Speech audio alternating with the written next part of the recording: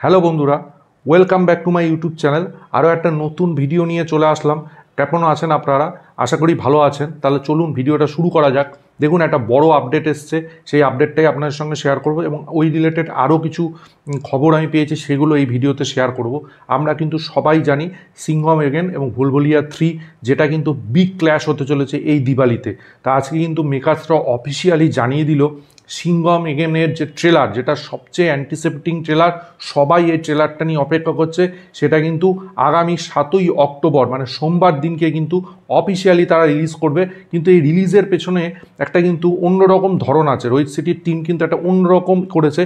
নীতা আম্বানি একটা convention centre আছে, সেইখানে 2000 ফ্যান্সকে নিয়ে তারা কিন্তু এই ট্রেলারটা লঞ্চ করবে।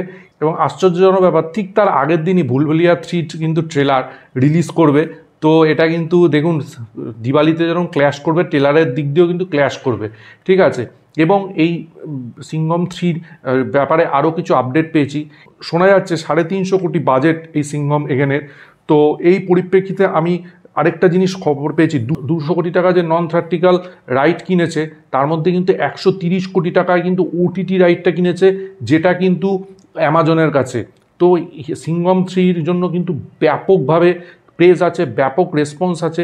সিংঘম 3 যেমন প্রেজ আছে, সিংঘম 3 নিয়ে কিন্তু অনেক বাজও রয়েছে, প্রচুর ক্যামিও থাকতে চলেছে। শোনা যাচ্ছে রোহিত শেঠি গোটা বলিউডকেই সিংঘম 3-তে নিয়ে নিয়েছেন। অপরদিকে আনিস বাজমির ভুলভুলিয়া 3, ভুলভুলিয়া 2 কিন্তু বিশাল হিট হয়েছিল, লোকে প্রচণ্ডভাবে পছন্দ করেছিল। ভুলভুলিয়া 3 কিন্তু আনিস বাজমির যে এরকম জনার মানে কমেডি, হরর, এগুলো কিন্তু খুব ভালো মতো তিনি করতে পারেন। এগুলো কিন্তু সত্যি তার দ্বারা ভালোভাবে ট্যাকেল হয়।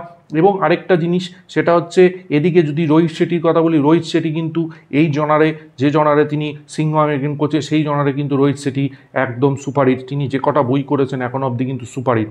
তবে সিংঘম এগেনের একটা ব্যাপার নিয়ে আমি খুব একটু চিন্তায় আছি, সেটা হচ্ছে এতগুলো কাস্টের ক্যামিউ, সেটা কিন্তু একটা গোলানো ব্যাপার হতে পারে বলে আমার মনে হচ্ছে। এখন জানি না অরিজিনালি কি হবে, তবে এই দুটো ক্ল্যাশ নিয়ে কিন্তু ভীষণ এক্সাইটেড আমি।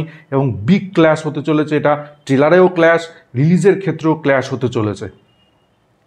অপরদিকে কার্তিক আরিয়ন, তারপর হচ্ছে মাধুরী দীক্ষিত, বিদ্যা বালানি, এই যে তিনজন একসাথে রয়েছেন ভুলভুলিয়া 3-তে, সেটা কিন্তু একটা অন্যরকম ইম্প্যাক্ট ফেলবে বলে আমার মনে হচ্ছে। দেখা যাক এই ট্রেলারটা কেমন হয়। তবে আমার মনে হচ্ছে এটা কিন্তু হাড্ডাহাড্ডি একটা লড়াই হতে চলেছে। ভুলভুলিয়া 3 ট্রেলার আগে রিলিজ করেছে, সেটা যদি মানুষের মনে লেগে যায়, তাহলে কিন্তু সিংঘম এগেনের ট্রেলারে একটু চাপ আছে। দেখা যাক কোনটা ভালো হয় এবং কোনটাই বা লোকের মনে পছন্দ হয়। এবং এটা একটা বড় ক্ল্যাশ, এই ট্রেলার নিয়ে কিন্তু ভীষণ রকম হাইপ রয়েছে মার্কেটে, এবং সেইটা কিন্তু সত্যি হওয়ার মতো। এই দুটো ট্রেলার কিন্তু সবাই অনেক দিন ধরে অপেক্ষা করছে।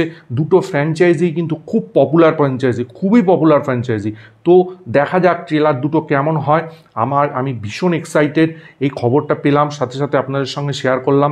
আপনাদের এই রিলেটেড ব্যাপার নিয়ে কী মতামত অবশ্যই কমেন্ট বক্সে জানাবেন। ভিডিওটা ভালো লাগলে লাইক করুন, শেয়ার করুন, চ্যানেলটা অবশ্যই সাবস্ক্রাইব করুন, পাশে থাকা বেল আইকনটা ক্লিক করে অল করে দিন পরবর্তী নতুন কোনো আপডেটসের জন্য। ততক্ষণের জন্য গুড বাই বন্ধুরা।